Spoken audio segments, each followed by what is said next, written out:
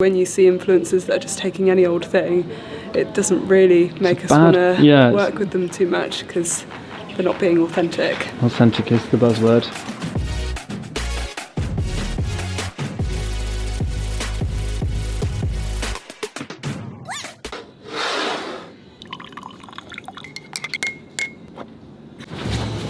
What's up, Maddie? Late. Shame.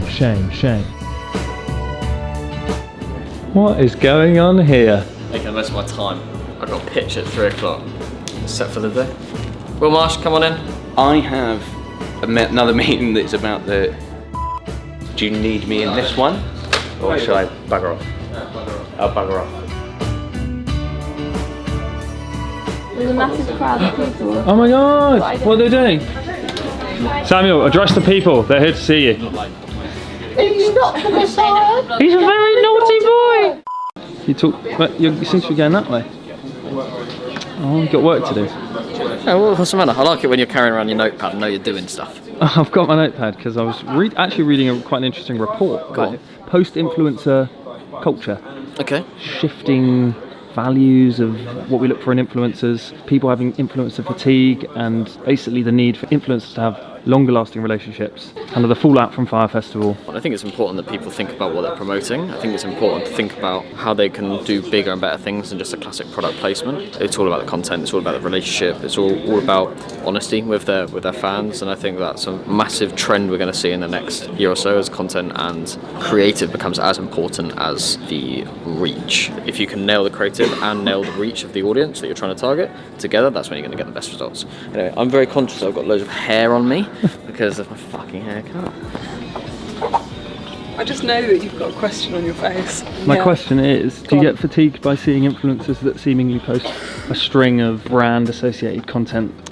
Yeah, I think I do, because it ends up just looking a bit forced, doesn't it? You want to feel like when you're outreaching to an influencer, they're taking a project because they really, really care about it. Like we're specifically hunting down people that we know are going to be interested in the brand. Hunting down? Yeah, hunting down, seeking out. Sure, seeking out. We're seeking out influencers that are genuinely interested in the campaign. So when you see influencers that are just taking any old thing, it doesn't really make us want to work with them too much because they're not being authentic. Authentic is the buzzword. I bet you don't follow anyone that posts just anything. Oh, that annoys me no end. Willy-nilly, especially if it's on stories and you can see that they've got too many. You just end up, no, don't want to watch all of those. I'd rather someone was openly blunt about it being disingenuous or like inauthentic. But how would they go about doing that? Hi followers, so times are really desperate at the moment and I need some cash, so I've got some products here, I really want you to just check them out. You know, you said about like buzzwords being like authentic, there's definitely buzz brands that I see as those brands being the ones that kind of like don't think about who it is that they're actually using. Do you think that's them trying to reach out to influencers themselves? I think maybe it's them not really understanding the target, what the audience of the influencer likes. Yeah. So they're just going, oh, that person's big, that person has a lot of followers, let's just give them this product and they'll be able to sell it, whatever. But we've done campaigns where we know that doesn't work, where we've had really, really successful influencers on some products and then we've tried them out on other products and they've just not seemed to get the same traction. So we know that it's definitely the audience that has the audience is king. The audience is king. Or queen. Or queen. How are you doing anyway? Hi Nick, how's New York? All is good. Really productive start to the year. I think we're in a very good position. We've had record month in December. We are looking like another record month for January, which actually is what I want to talk to you about. I think it's really interesting. We seem to have record months December and January, and I think it's to do with the fact that the fiscal year for most big companies, the financial year, ends in either December, January, February, March. We actually got a call the other day from a brand in the US saying, you know, we've got 2 weeks till the end of our financial year, we've got all this money we need to use, can you help us spend it? That's a very nice problem to have. Yeah, which is obviously a good conversation to have. So a real tip for really any companies working with big brands is to be as aware as possible of when their fiscal year ends and begins, because there should be massive opportunities at the end of the year or at the beginning of the year, so make sure you're maximising those. And you'd be amazed that essentially if they don't use those budgets by the deadline, the budgets just evaporate. It's not like they get reallocated into the following year, they just kind of evaporate into thin air. Which seems like a bizarre concept, but that is something that happens a lot. And then if your relationship's great, you should have already agreed your 2020 budgets with them. But even so, once that new fiscal year starts, there's still a big opportunity to jump back in and say, look, I know you've allocated budget to us, but I'm sure there's another pot somewhere that we could do something cool with. So it's in terms of when you deliver your best work and understanding that kind of annual kind of timing turnaround, that is the period where you really need to be bang on it. Effectively trying to take as big a percentage of that budget off other agencies as possible.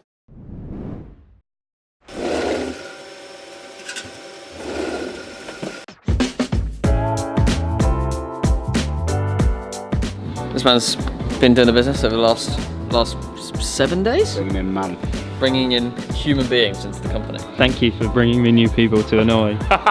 This is more for me than the business, isn't Solly, it? I love it. with your chat. I love them giving me the eyes, and they're like, what are you doing? When people start fresh here, they have me running up to them with a camera, asking them all kinds of questions, and I think it can be slightly daunting. I was just wondering whether you wanted to cash in that foot rub. I thought we agreed there was going to be no foot rub. Well, for the first day especially, they're just getting to grips with the fact that we film everything, but most people are very aware of what we do. They've watched the vlogs, they feel like they know certain people here. The people that started yesterday also, I think, were quite aware of what I did. So it normally takes just one conversation to kind of settle people in. I get to gauge what they're like, they get to gauge what I'm like in person. I'd say the vlog is definitely some sort of adhesive glue that makes everyone feel like a bit of a family. Just trying to do my job. Yeah, it's a pleasure to get to know new people. That is my source of energy for the week. You're going to have to get all the content, just give it to him, and then he'll prioritise it. Hello. I think I've got a mild concussion. Do you want to watch my new TikTok?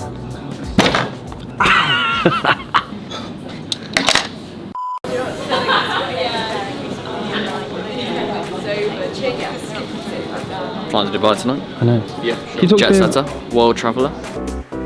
We are off to Dubai, just gone 10 o'clock at night, so we'll get there 8 o'clock, just before 9. Have to go straight to a meeting, another meeting, then for one last big pitch at 5 o'clock, and then straight to the airport and flying back to the UK. What are your thoughts on strapping on some skis and going skiing in Dubai? Dubai's ours, really. Hopefully I'll be sleeping most of the way. See you on the flip. Yeah.